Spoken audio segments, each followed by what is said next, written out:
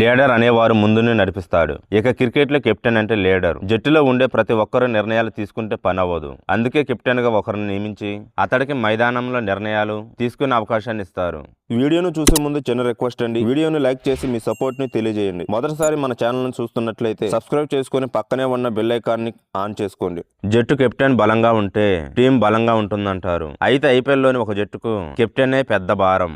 మిగిలిన 10 మంది కలిసి కెప్టెన్ ను మోస్తున్నారు. ఎంతసేపు మనం మాట్లాడుతున్న కెప్టెన్ ఎవరో కాదు, లక్నో సూపర్ జైంట్స్ సారథి రిషబ్ పంత్. మెగా వేలంలో 27 కోట్లకు రిషబ్ పంత్ను లక్నో సొంతం చేసుకుంది.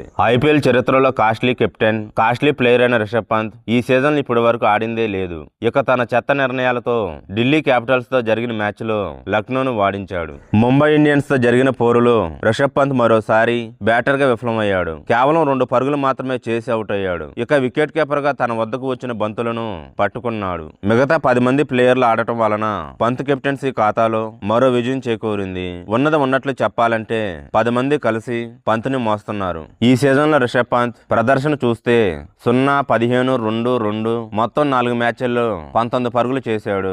27 కోట్ల ధర పలికిన పంత్ ఇప్పటి వరకు కేవలం 19 పరుగులు చేయడం విడ్డూరం. ఇంకా చాలా మ్యాచ్లు ఉన్నాయి కాబట్టి ఇక ముందు ఎలా కొనసాగుతాడో చూడాలి.